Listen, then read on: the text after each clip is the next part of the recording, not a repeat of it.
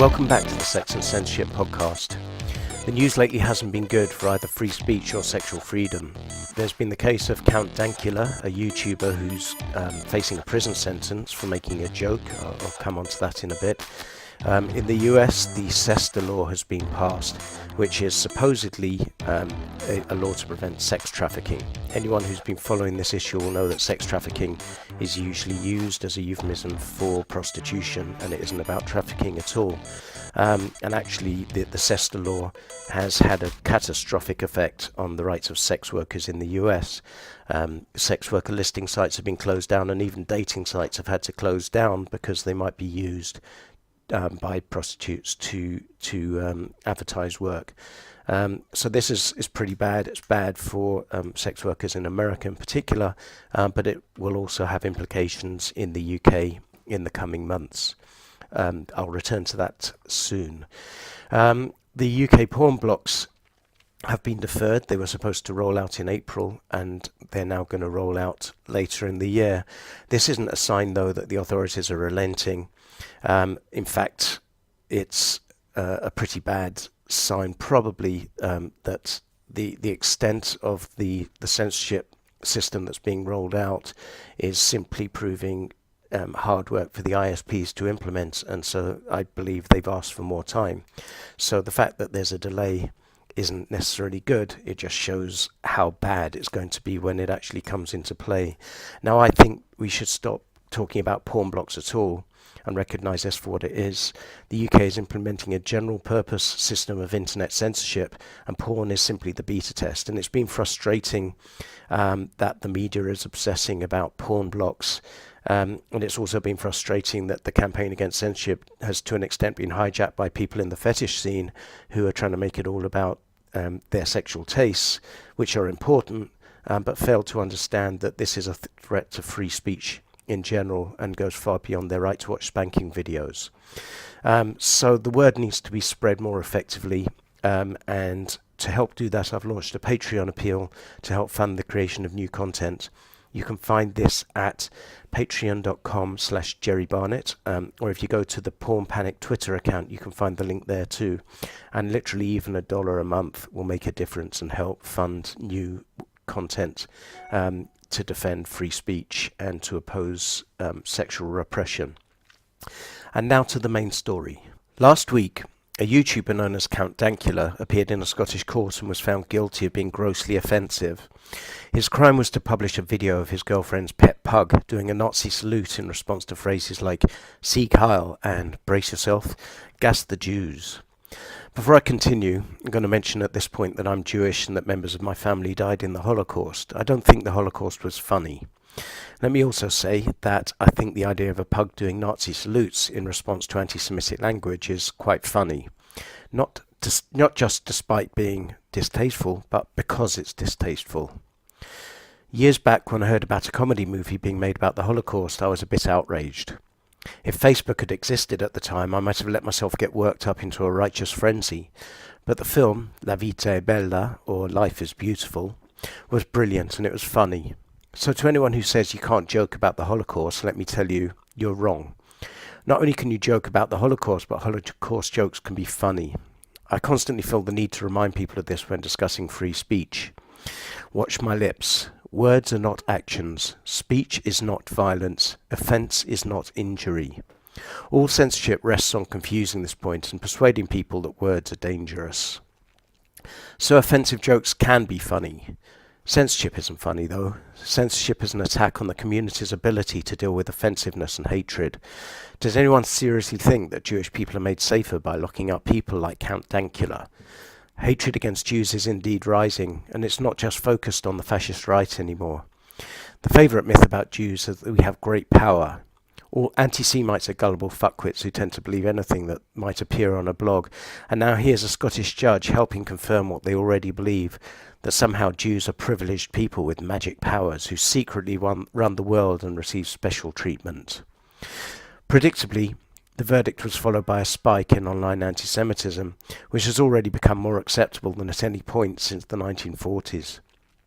A rabbi who gave evidence against Count Dankula came in for a torrent of abuse from online wankers after the verdict. I have every sympathy for Jews and other minorities that found the video distasteful and who might find the current climate uncomfortable. I do in many ways. I disagree with the rabbi, though, that this should be classified as a hate crime. If censorship isn't funny, then censorship of comedy is even less funny.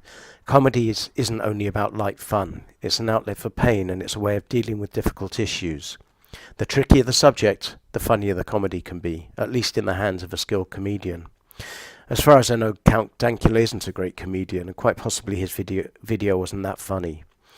The censorship of comedy is arguably more dangerous than the censorship of political speech. Political activists can adapt their language and get around rules of political correctness. If you ban mockery of Jews, then anti-Semites just substitute new words for Jew.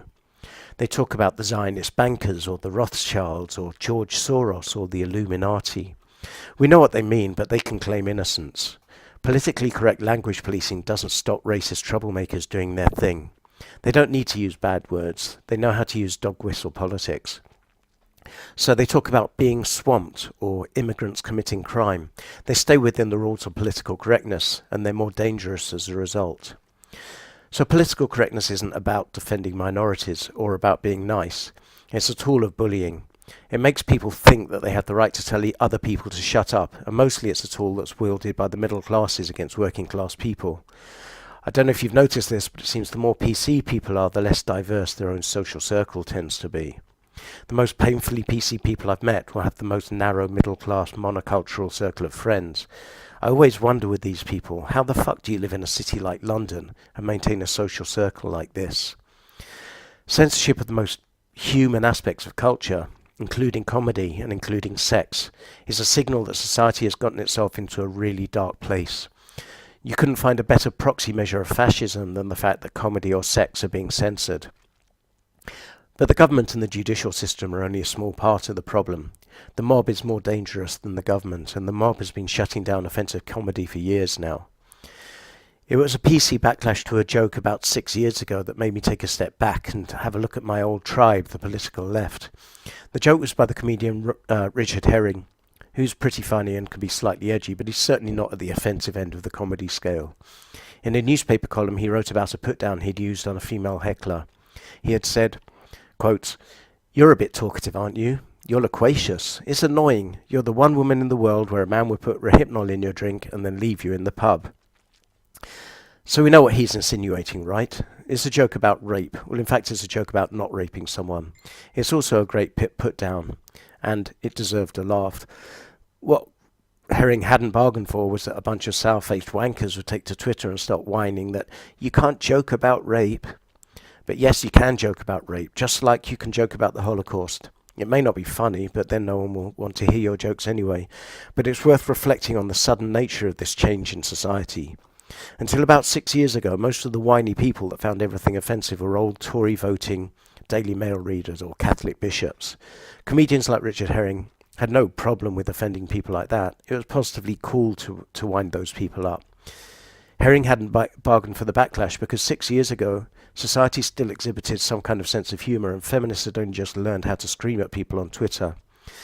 He was taken aback by the anger, and he made the mistake of trying to point out that his feminist friends didn't mind the joke, which just led to more people shouting at him about mansplaining or whatever. It wasn't an accident that the backlash was a feminist one. The combination of neo-feminism and social media created a huge new movement of social conservatives in which suddenly everything became offensive and censorship suddenly became okay among young politically correct types. And it became normal for the mob to start howling people down on social media. And that was the start of the bandwagon against free speech. The comedian Dapper Laughs suddenly became the centre of a hate campaign about 4 years ago when he was filmed, again putting down a heckler with a rape joke. His joke was cruder than Herring's and not that funny really, but, and this is important, he was in a private comedy club, not broadcasting to the world. It's also important to remember that Dapper Laughs is a laddish character, he's a character created by a comedian, not the comedian's himself. He's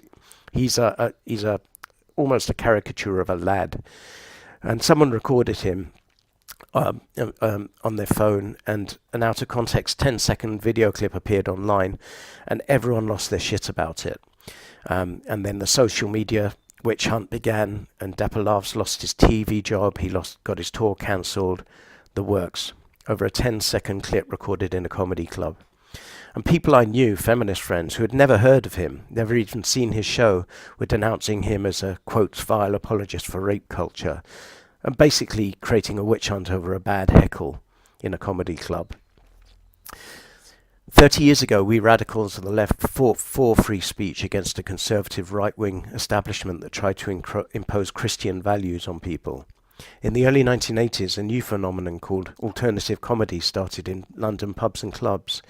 It was comedy by young people for young people who were sick of the bland establishment-approved bilge that we had to put up with on TV and radio. There was swearing, and they talked about sex and homosexuality, and they took the piss out of racists. And stuffy old Tories got offended and called for it to be banned, and we laughed at them because they were silly old bastards. And we stood up against hateful behaviour because hatred is for wankers. But then in the 90s, what was left of the left got taken over by uptight middle-class academic types.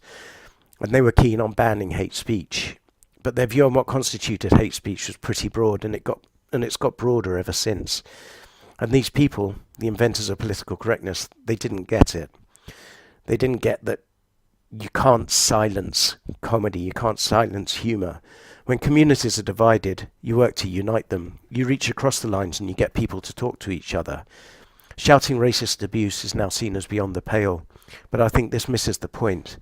When you have two angry communities that dislike and misunderstand each other, shouting abuse at each other is the first step in communicating. It may not be pretty, but it's a step to something better.